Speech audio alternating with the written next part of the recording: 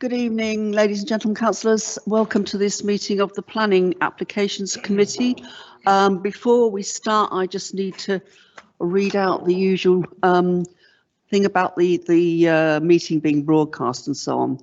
And I'd like to inform everyone present that this meeting will be recorded and broadcast live on the internet and will be available for repeat viewing on the council's website. You should be aware that the council is a data controller under the Data Protection Act. Data collected during a webcast will be retained in accordance with the council's published policy. The seating in the public gallery will not be filmed. Members of the public are only able to speak if they have registered their interest in accordance with the council procedure rules. As chair, I have the discretion to adjourn the meeting in the event that there is disorderly conduct from councillors or members of the public, in accordance with Standing Orders 34 and 35. I can also terminate or suspend webcasting of the meeting in accordance with the webcasting protocol. And I trust none of that will be necessary, but I have to read it out.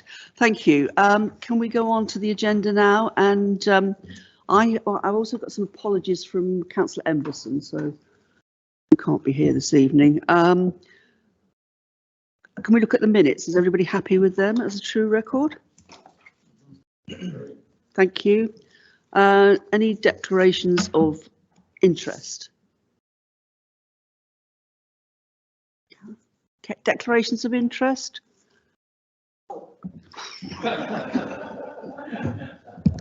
Many apologies, Chair. Yes, I have an interest in 109B Oxford Road, so I would request to say something and then leave the room for the determination. Thank you. Thank you. Could you say what the interest is, please? I live very near the site. I live within 65 meters of the site, and I've spoken out against it before, so I believe that. Okay. Yes, thank you. Thank you for that. Any other declarations? No. And we've got no questions this evening. So it takes us on to page 15, the potential site visits report. I believe, Julie, you're going to introduce this. Yes, very briefly. There's no sites, no applications that are on the list to be visited this time, so nothing to add to the report. Anybody got any comments or anything they wanted to add? No. Can we note that then, please? And have we any idea when we're likely to be doing these two, because they're quite important site visits? No, we've had no information from the case officers as to when these two will be coming to committee, but we'll let you know in due time. Thank you. Which then, if we can note, that takes us on to planning appeals on page 19. And Steve Feig is going to introduce this. Thank you, Chair. Nothing to add to the main report. Thank you, Chair. Thank you. Councillor Gavin.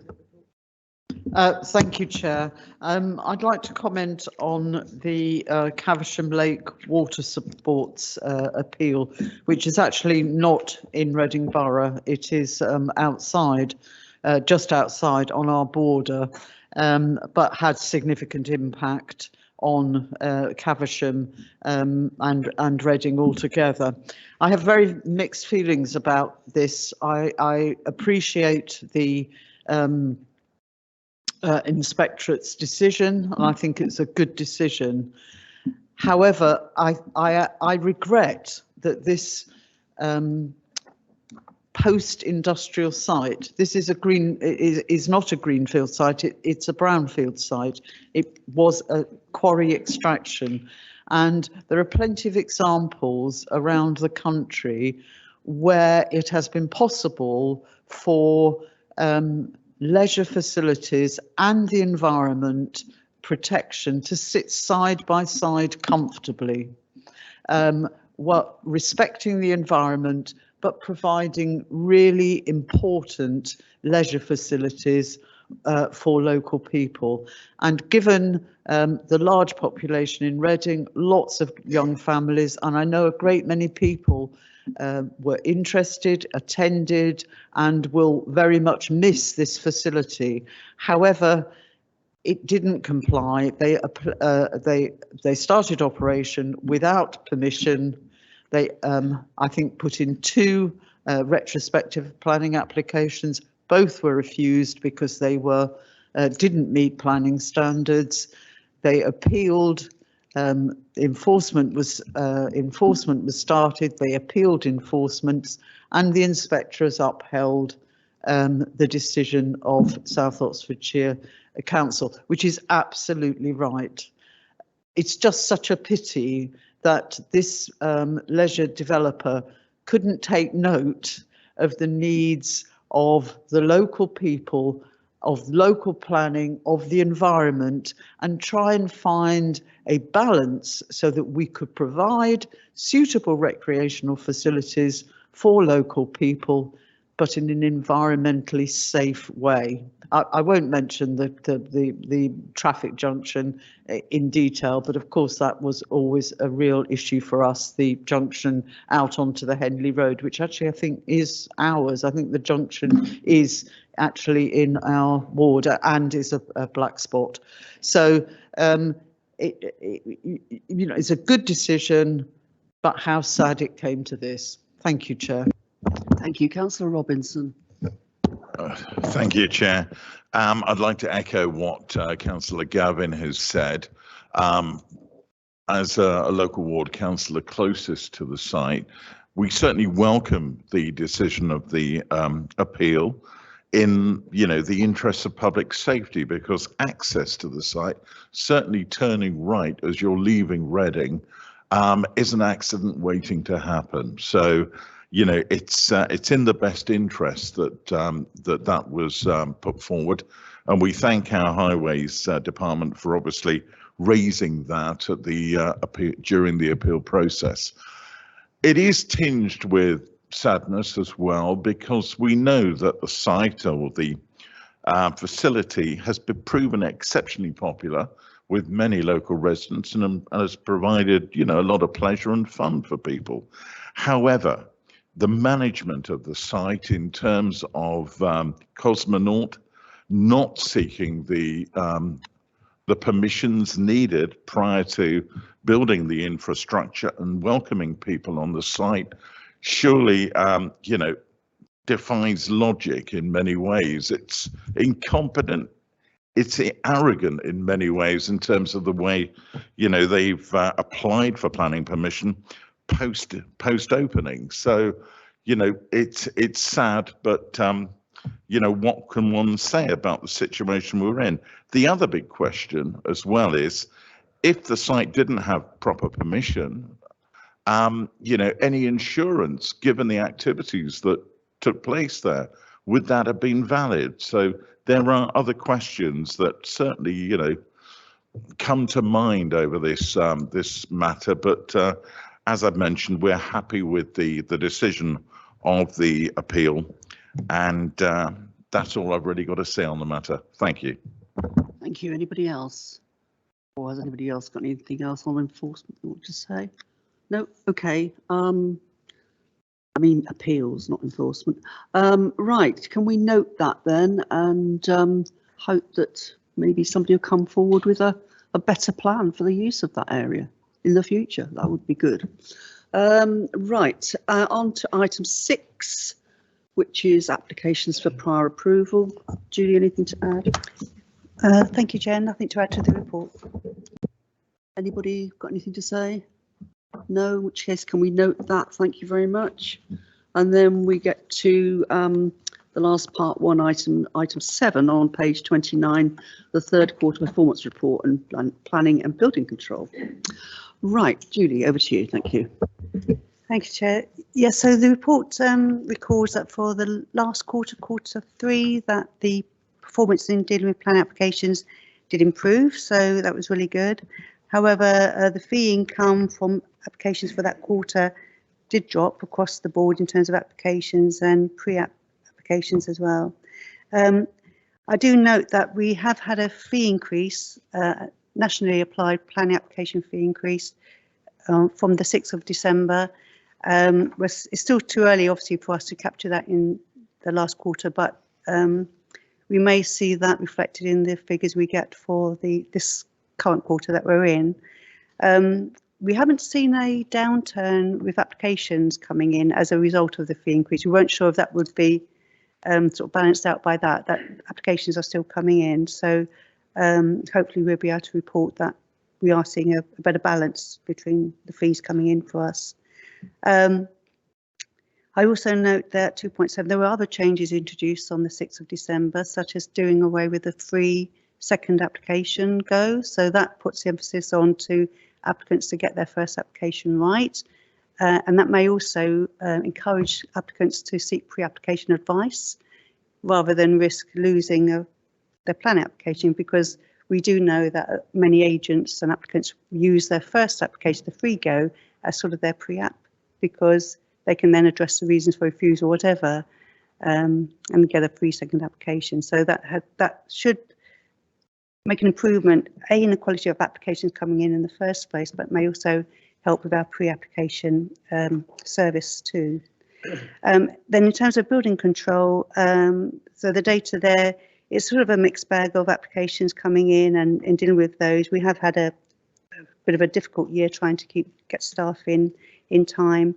I recalled there that we are actually building the team. We've now got a new building control surveyor just joined us just after Christmas, and we have just had agreement to go out and seek to employ a level 3 building inspector. Now this is crucial because only level 3 inspectors from the 6th of April, it would be it'd be illegal for somebody who hasn't got that level of expertise, that competency to actually deal with a high risk application. So we do definitely need somebody of that calibre to work and to be employed by Reading Borough Council. The alternative would be to have to seek that advice from either another local authority if they have a level 3, or to go out to a consultant at quite a premium price, because there aren't many level 3 surveyors around at the moment. So it's interesting times for building control, and I will try and produce a further report on that, because it is interesting and it's big changes coming in, and all of the industry are sort of still getting to grips with that. So a bit more for that for you later on. But yeah, so as far as I say, normally for these quarterly reports, we just focus in on those 2 areas of work. For the next report coming to you at the end of the year, that will give you a bit more information on appeal performance, etc. All right, thank you. Thank you. Councillor Moore. Yeah, thank you very much. I'm just really interested. Table 1A now covers the entire time I've been on the council and on this committee, and the numbers speak for themselves. I just say well done on getting to the point where those are the best figures in that entire period on all counts. So well done. Anybody else? Councillor Lang.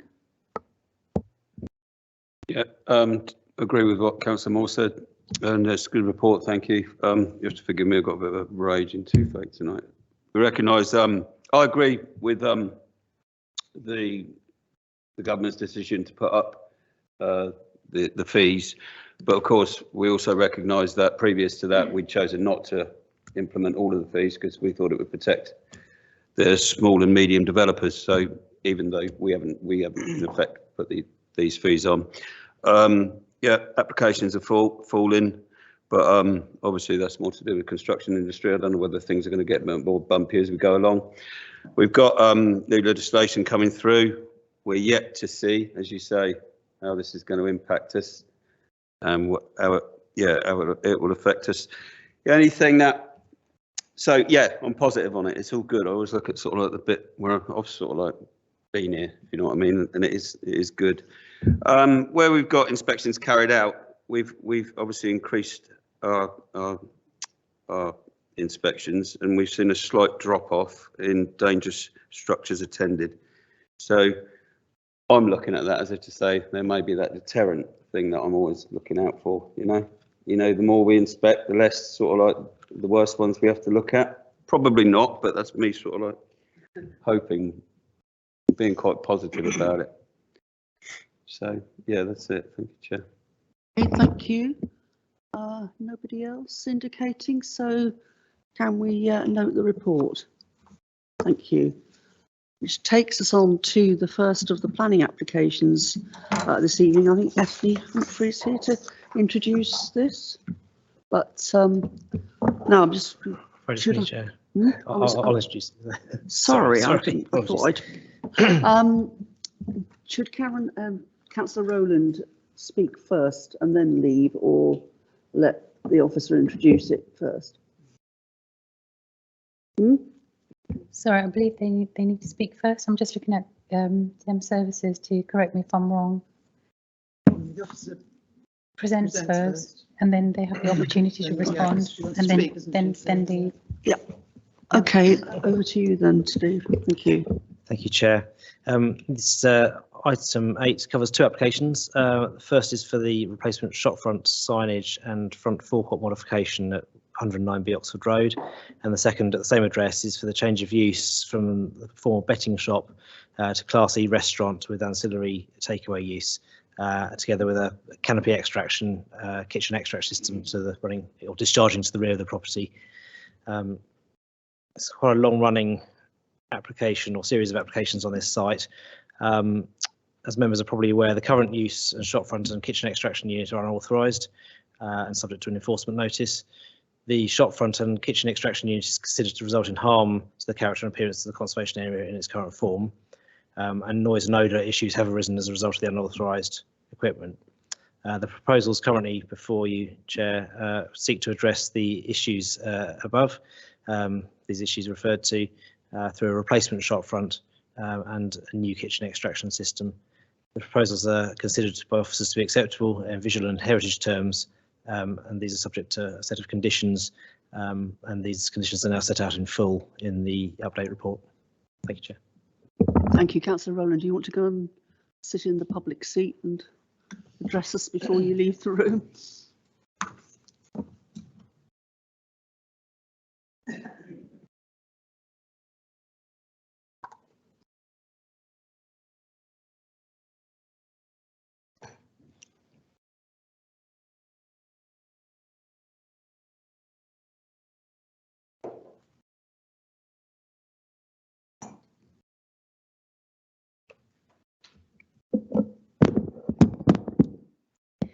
Thank you, Chair. And yes, I'd like to obviously say something in regards to this site as it sits in my ward. And please do bear in mind that I live 65 meters from the site and have spoken out against the situation before. So I do want to make that abundantly clear. Firstly, though, I do have to say, and I'd like it on record, that I do overall support and commend the officer's decision here this evening in regards to the site. But I'd like to just make a few statements, if I could, for members just to understand some of the situations. This has been a 5-year-long saga with the site. The site sits within a conservation area that is listed at risk, and it also sits directly within the High Street Heritage Action Zone. That has been a 4-year odyssey of which we have been looking to elevate the Oxford Road and to enhance the Oxford Road as we are able. And through that program with Historic England, we've also offered funds to many of the shops to improve their shop fronts along the Oxford Road area. I appreciate also and thank the officers for splitting this out into two different situations here, because we do clearly have the shop front and those visuals that relate to the conservation area. And then again, we have the different situation with the extraction equipment, which obviously is handled in the 2 separate applications. As members could probably observe, the history has been challenging on the site, and there is still to this day an existing enforcement notice,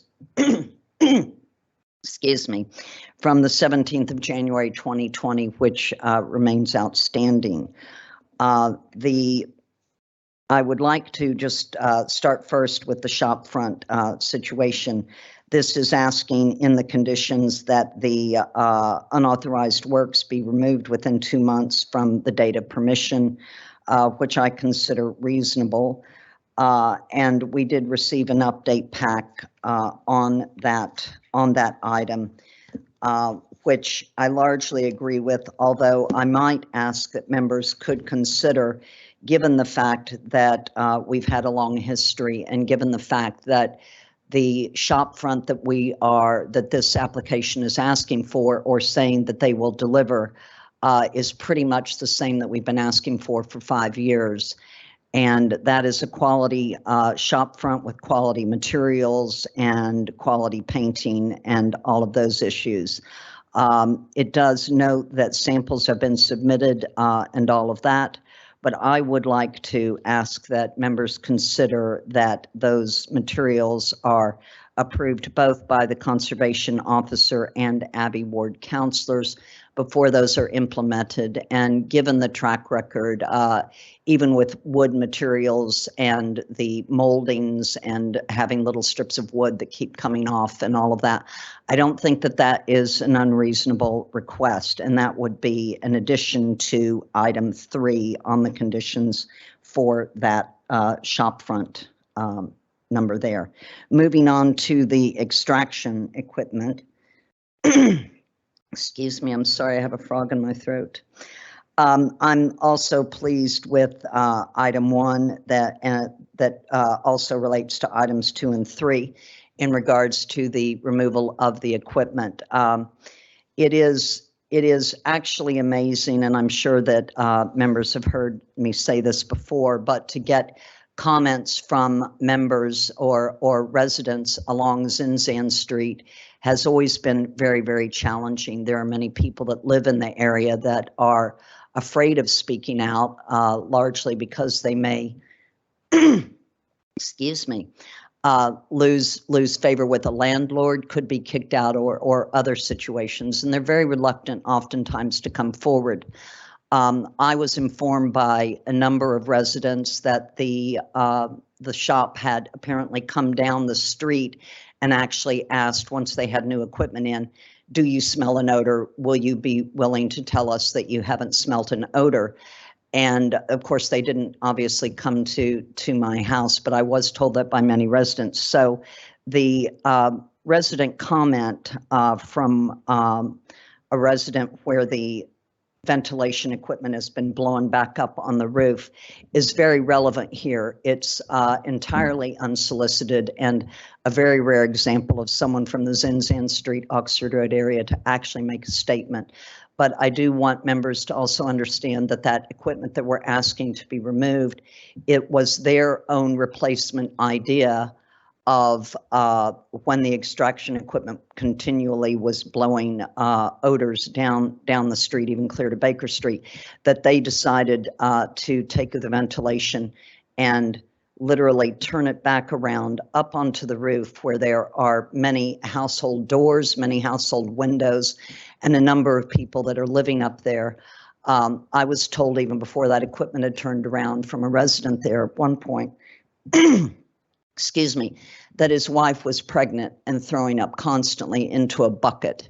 And that was before that was flipped. So you can understand that sometimes this odor has been a bit intense. And the note from the resident there is from a resident that apparently is probably living, I would say 15 feet, 20 feet away from this extraction equipment, blowing into their window that provides ventilation to their property, and stating that the intense smell is, quote, unbearable, it is continuous, and we are unable to ventilate our own property next door, not to mention the ever-present food waste and debris.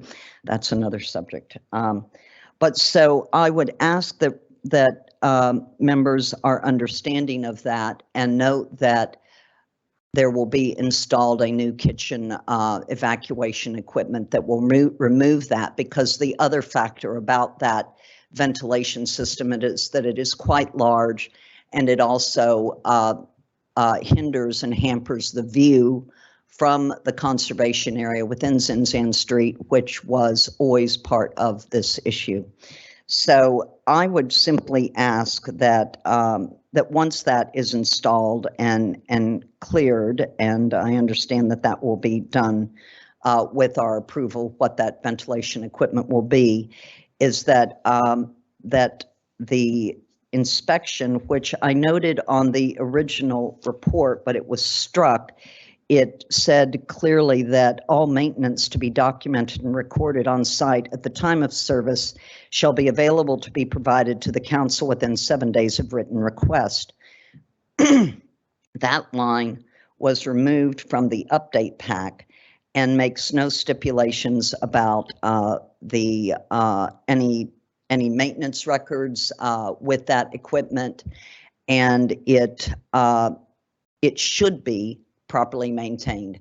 I think that that has been one of the largest problems. If there is regular clear maintenance on that, there should not be an odor, and that should not be a problem. But my request would be that there is a stipulation that states that for environmental control or environmental services that might need to go make an inspection, that inspection record should be available immediately, because there is no reason why, if they are doing regular maintenance on the 3rd of March, I've looked at it, the filter was clean, blah, blah, blah, that kind of thing.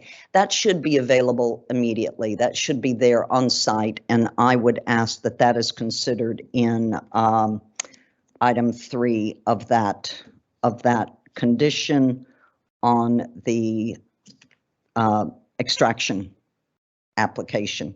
Finally, I would just ask about and just query, which I'm not going to get to here, the litter management plan, which moved down to item 8 on your update pack, that states the litter management plan and states contents around that.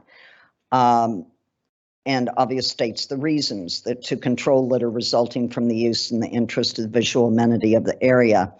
I would just ask or hope that members would be interested enough to know what exactly that litter management plan is, because I couldn't find it. And I would ask if it is the one that was stipulated in condition 9 of the planning application 180273, which was the litter management plan that was put out at that time, which was also agreed to by the owners in a letter that's also recorded on the planning portal from A.G. Sadiq that agreed to certain conditions around the litter management plan and the things that they would be doing, that the waste will be collected by a private waste management company 3 times a week, that litter left outside of the premises will be collected by staff and disposed of. And that was all signed on at that application. So that is my only query.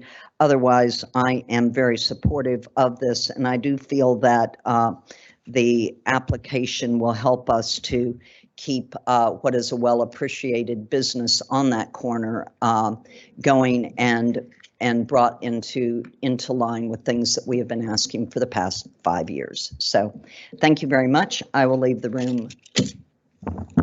Thank you. We'll come and get you when we're done. Thank you.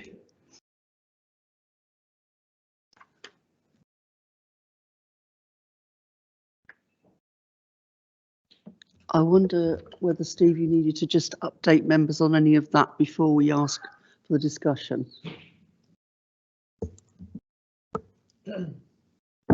Thank you, Chair. Yes, in terms of the materials query, as currently worded, the condition requires the development to be carried out in accordance with the submitted details that we currently hold. If members wished to require materials and samples to be submitted for further approval, then the condition would need to be changed. The recommendation would need to be changed, which is at your discretion. And we have a standard condition which does that, just that really. So it's not uncommon. I mean, our current recommendation is the materials that we've seen we're satisfied with, but the condition could be changed, and that would allow members to be involved in any sign off if they wish to do so. Also, we could consult with our conservation officer as part of that as well. In terms of condition 3, the maintenance, I think probably the simplest thing is just to return to the wording included in the main agenda report in respect of the maintenance 7-day requirement. And in terms of condition 8, landscape, the litter management plan. There is a litter management plan on file. The one I have is dated the 12th of April 2022, but I believe it's the same as the other one that Councillor Rowland referred to. It's very brief actually, I'll just quickly read through it, if that's okay, Chair. The management of the proposed restaurant will ensure any litter created through the business will be disposed of in a safe and environmentally friendly manner. Any litter left outside the premises within the ownership of the business will be collected by staff and disposed of. The proposed restaurant will provide customer bins inside the premises for food waste. Customers will be encouraged to dispose of their food waste within the bins provided. The waste will be collected by a private waste management company 3 times a week. Staff will be instructed to check around the premises twice every day to ensure no litter from the business is left around. And signage instructing customers to dispose of waste within the allocated bins will be placed within the premises, and a no littering sign placed outside.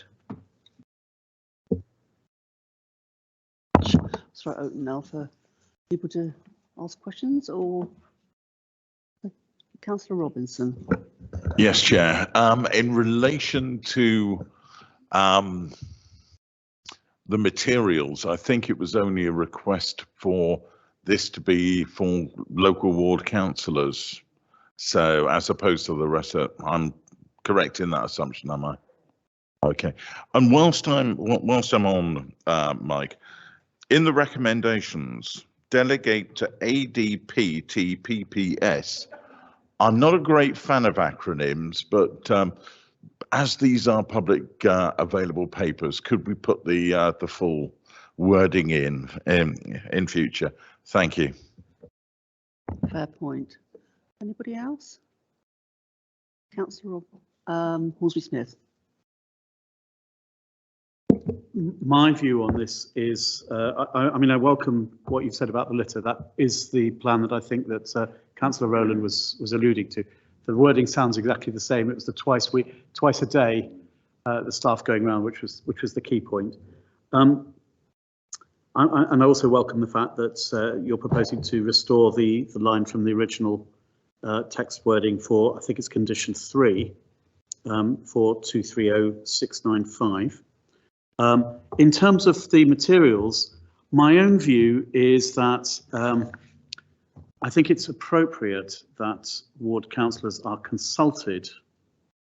I don't think it's appropriate that ward councillors have a veto on this. And I think that's the word that I would use is in consultation. That's what I would suggest. Thank you, Chair. Thank you. I think that's what's intended. Yes. Yeah, we usually do. Anybody else? No. In which case we need to take these.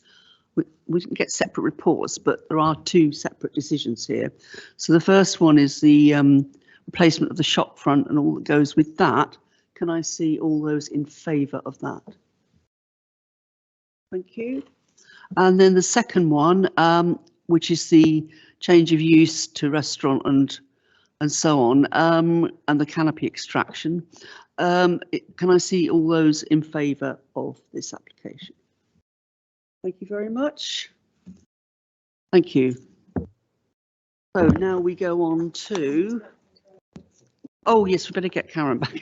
If we talk quickly. Yeah, no, she's probably outside. If we talk quickly.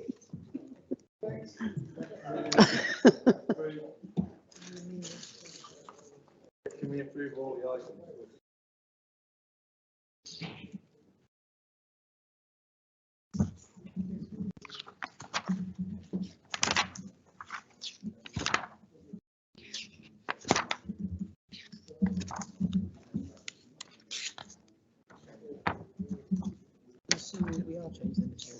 Sorry? Oh yes, yes. Sorry, I thought that was. made clear. Sorry, I should have repeated it probably. Sorry.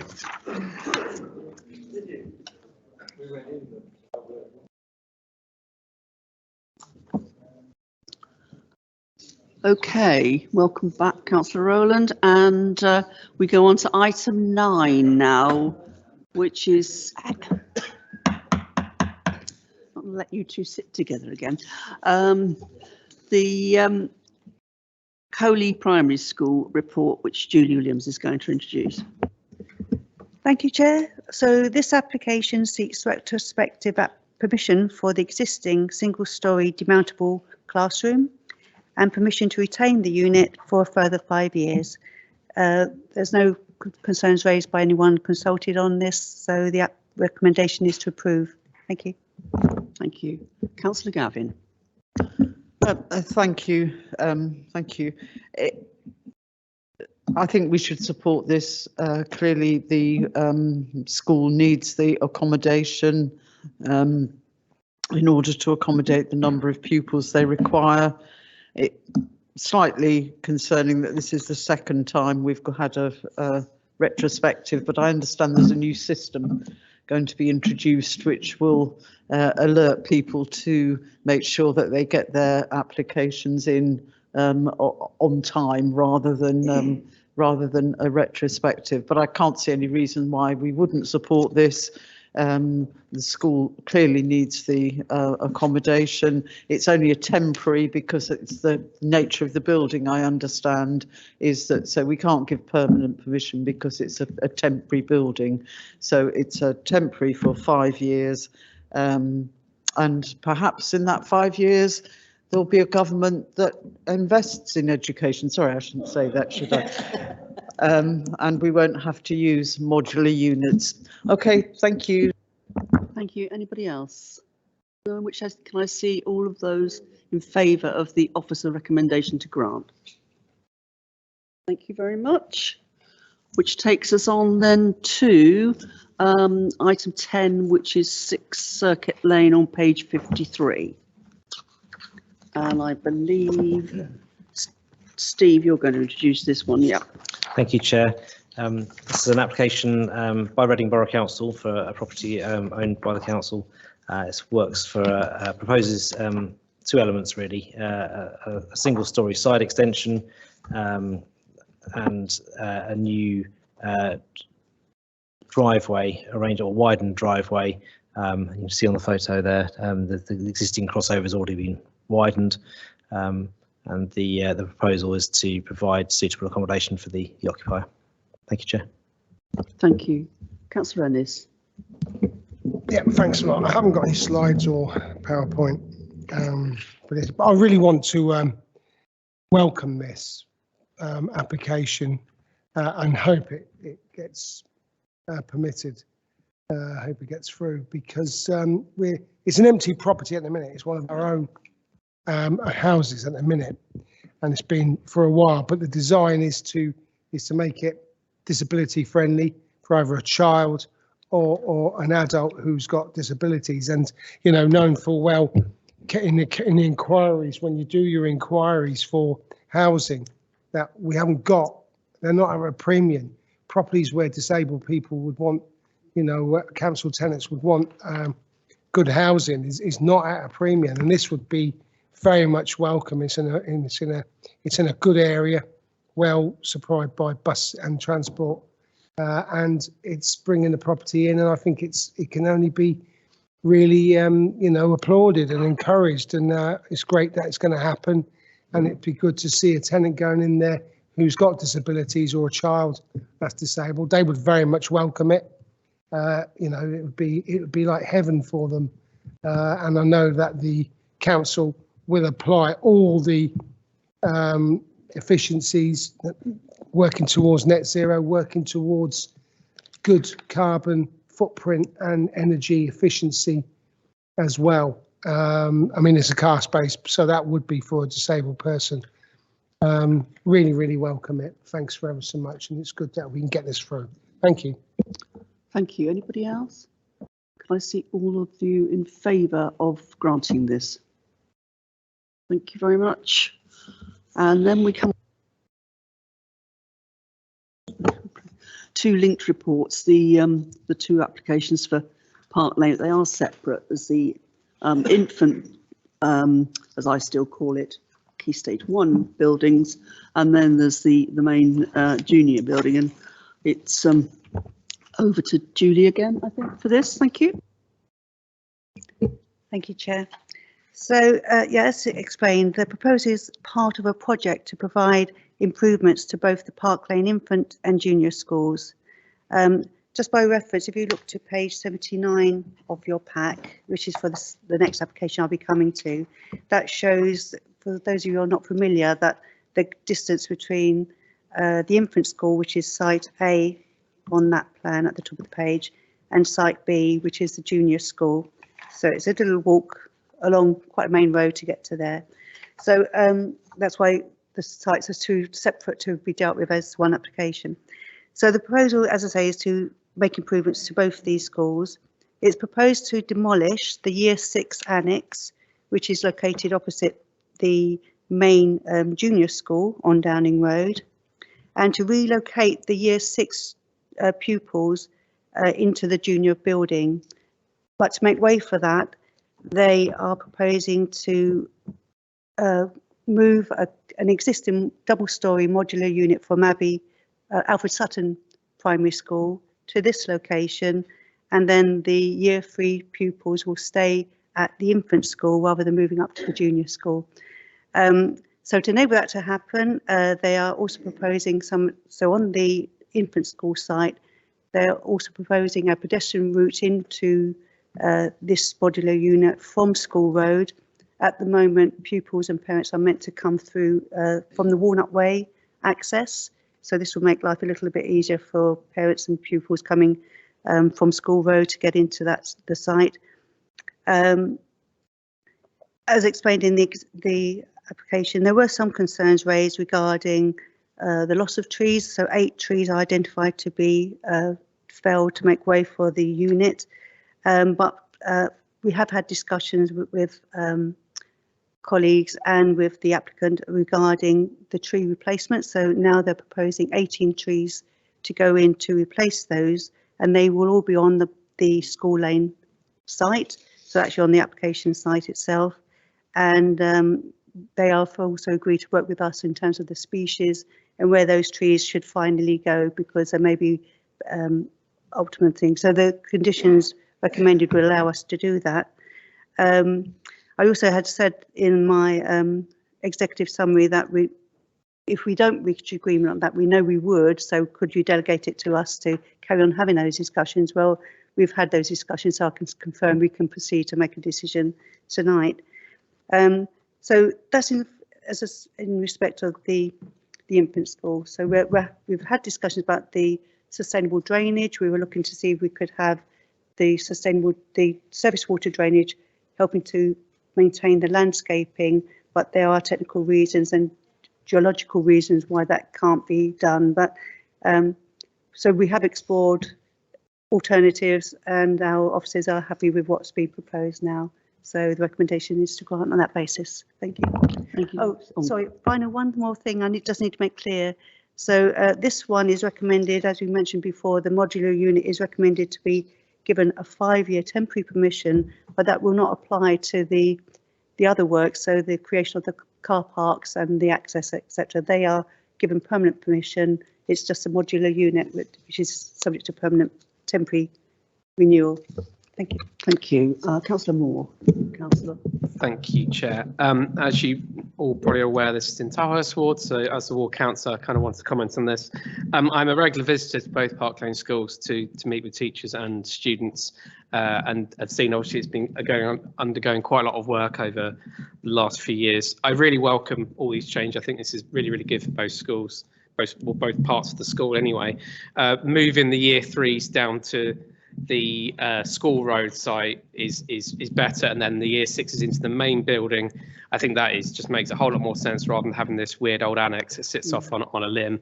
I think we were commenting in planning management panel, this has been a temporary annex now since the 50s or something of that ilk. So I'm really pleased to see that. I'd like to thank officers for providing the update pack on the environmental concerns. They appear to all been sealed off here, and that's lovely. The only thing I kind of want to bring up, and this may well be something I bring up as a ward councillor separately, but on the, I wonder if you can bring up something on the screen, which is the diagram of the last page of the update pack, which is just because I can't read the writing. I think that's in respect of the infant school, no, the junior school application. Would you mind if we can stick with the? Yeah, absolutely. Yes, right? I'll save that. I'll save that one till then. Yeah, but I just want to say that we'll come back to that specific thing. But I just want to say that I welcome this application. Thank you. Councillor Davis. Thanks, Chair. Yes, I am a resident of Tilehurst near this site, so I'm familiar with it and walk past it, the infant site, particularly usually pretty often. So I just echo what Councillor Moore said. I think it seems to be a sensible rearrangement of the school and putting the junior school and the infant school on all together.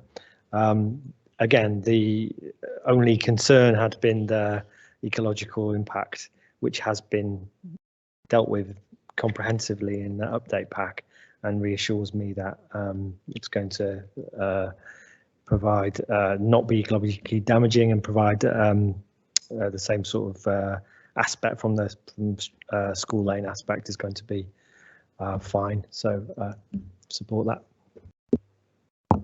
Thank you. I'll just perhaps add that my children actually went to this school a very long time ago, but the getting from the infants to the juniors was quite a logistical issue for quite a lot of parents. So it won't necessarily help because you can have children in both departments now, but it does make a lot of sense. And we did have a plan many years ago, not long after we became a unitary, to try and work with the health authority, who were going to relocate the clinic at the time.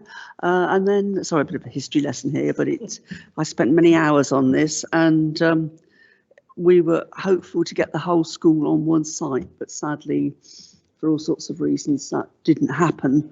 So I am personally delighted to see that they are going to be able to do something to ease the situation, and we'll come on to the junior site in a minute. So, did officers need to say anything? Oh, sorry, Councillor Hornsby-Smith. Yeah, I apologise, sir. I just wanted to make a note on page 65 of the main report, and I very much welcome the fact that for the new car park, there's accessible spaces and 2 EV charging spaces. It's just a suggestion, but if it's possible, and the applicant can consider this, for the infrastructure for further EV charging points to be put in whilst they're doing the new car park. It's just a suggestion at this stage, but it would help future-proof it if they're able to incorporate that. Thank you, Chair.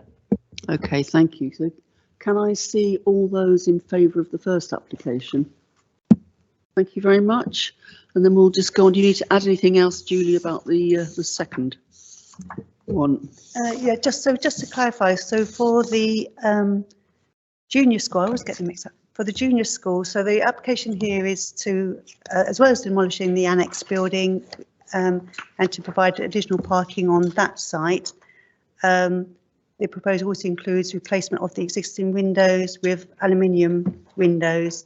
This was subject to quite a lot of pre-app discussion with our previous conservation officer, and it was eventually deemed that the proposal was the best fit for the school, and also enabling them to provide, more pleasant environment for the pupils inside the building. So so we're recommending approval for both of those. And just to clarify, we have asked the applicant what's the intention for the remaining piece of land on the annex site.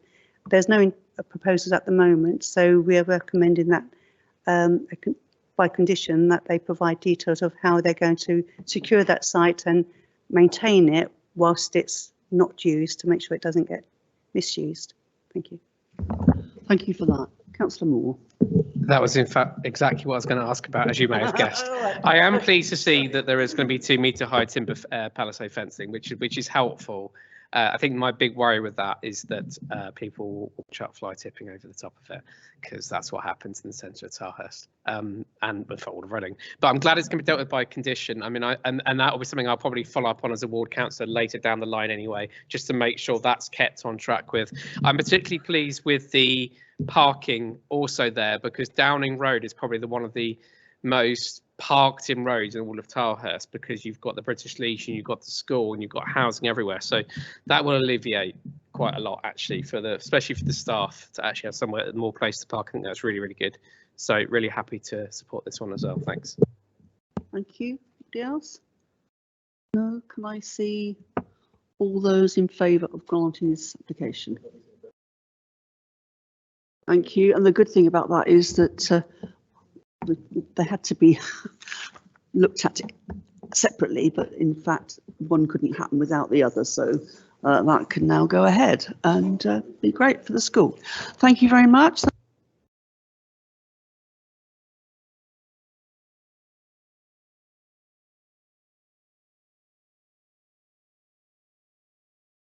You have